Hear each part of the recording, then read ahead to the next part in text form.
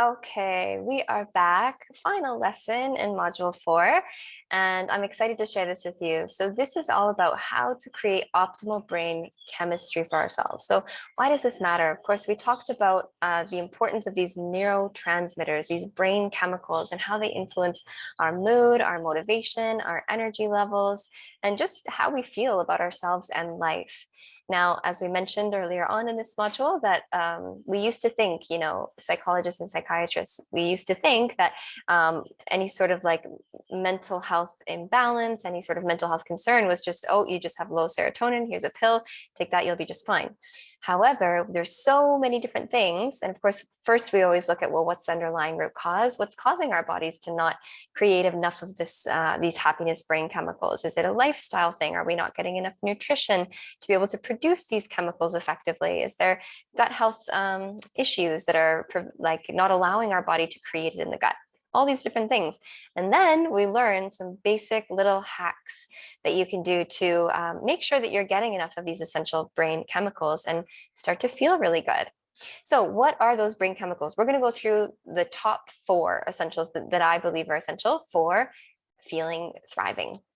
So, the first is serotonin. Serotonin, known as the happiness chemical, endorphins, known as the pleasure chemical, oxytocin, known as the love hormone, and dopamine, known as the motivation chemical.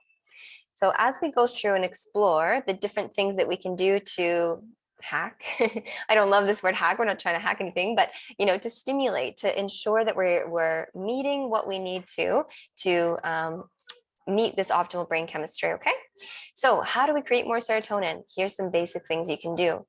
Meditation, again, yoga nidra. We're going to see lots of overlap here from what we already shared and what's here, but we need to know why we're doing these things. So meditation, yoga nidra, key for producing more happiness-based chemicals of serotonin. This is measurable, this is scientific, there's no questioning. Next is sun exposure. So this is one that we haven't mentioned yet. And one of the greatest things that you can do for your mental well-being is to get out in the sunshine, right? So we need vitamin D. What is a precursor to serotonin? We need vitamin D to be able to produce it. How do we get vitamin D? It's produced naturally in the body through being activated, our skin being activated by sunlight. So that becomes very important. Connecting with nature, right? When we go out into nature, all these negative ions being released from the ocean, from the waterfalls, from the forest, right?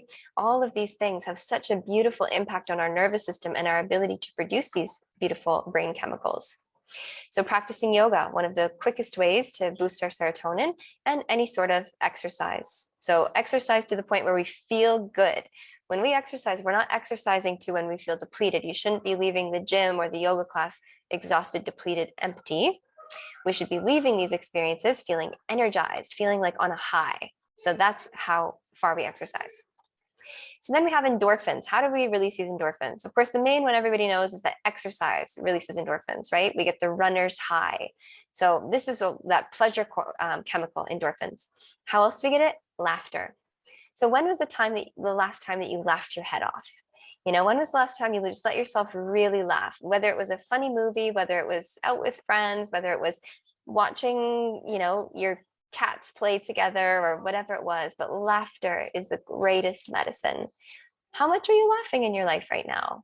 Are you satisfied with that? How could you bring more laughter, more play, more pleasure and silliness into your world? You see another overlap here. Sun exposure, essential to produce endorphins.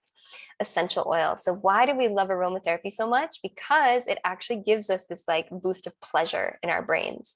So some of the best essential oils that we can do for endorphins is like ylang ylang, any of the citrus ones, orange, bergamot, grapefruit, lemon, frankincense. Those are all excellent for releasing endorphins.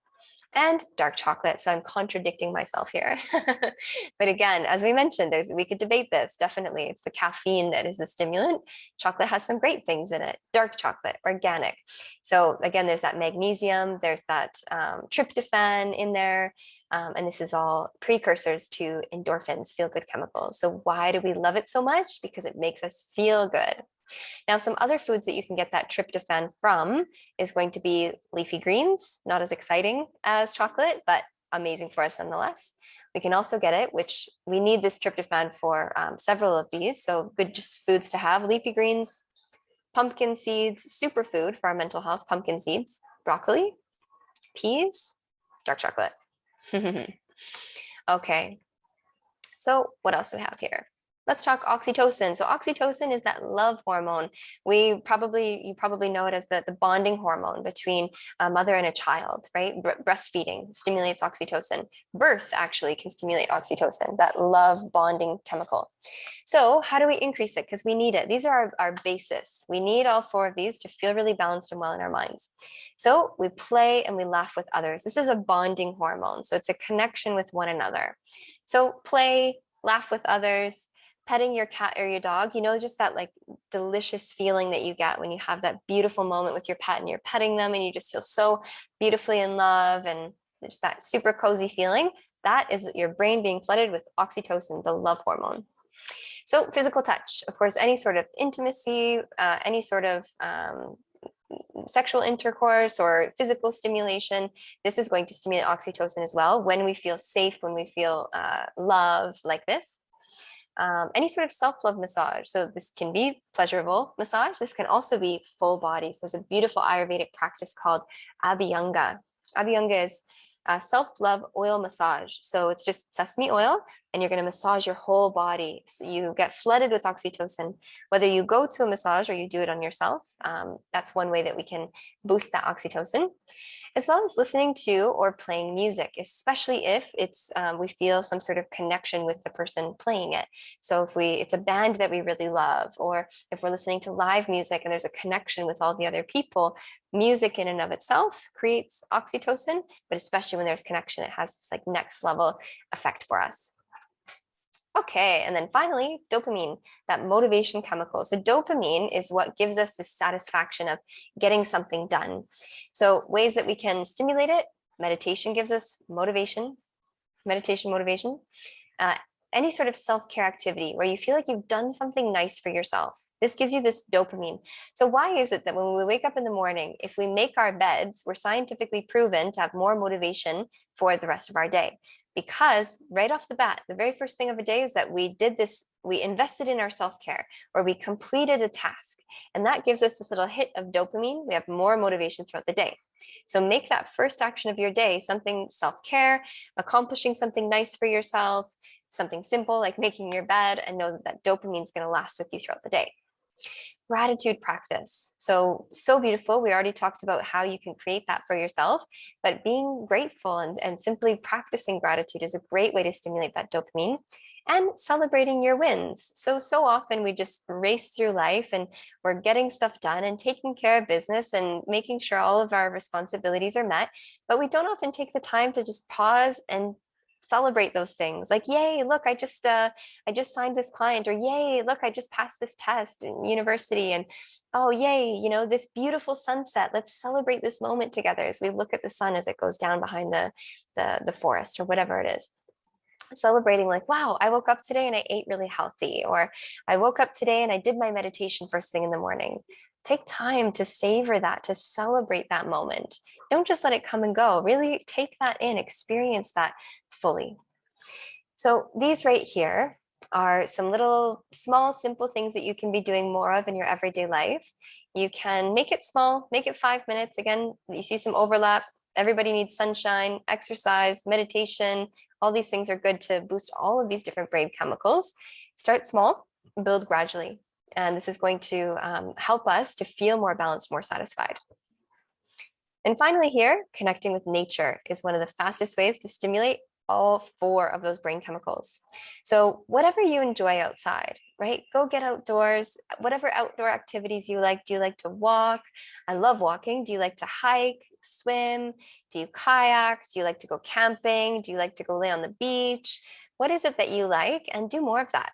So whatever you can do to connect to nature, whether that's just, I know some of you live in winter, cold climates, long, dark days. So bring nature into your space. You can do that by having plants in your home. Have a little potted garden in your kitchen, have some fresh herbs, work with crystals if you like, right? We've got some crystals right here. So working with essential oils, that's a way of bringing nature into your home. So nature really is the best medicine. do whatever you can to connect with her, take time tech-free, and just enjoy nature. One of the best things that you can do for your mental state and to feel more balanced, more calm, more grounded. So that is all for module 4 we're in on what were we doing today? On regulating the nervous system. So these are all the different practices we can do, everything from sleep, minimizing our use of stimulants, understanding our nervous system, these little biohacks for re-engineering the brain to feel more happy, more calm, more fulfilled. Please let us know any questions that you may have, any insights. I'd love to hear your takeaways, your realizations, any questions either in the comments below or over in the Facebook group. Please keep us posted how you go with everything, and I will see you back in our next module next time. So I'll see you there. Take care.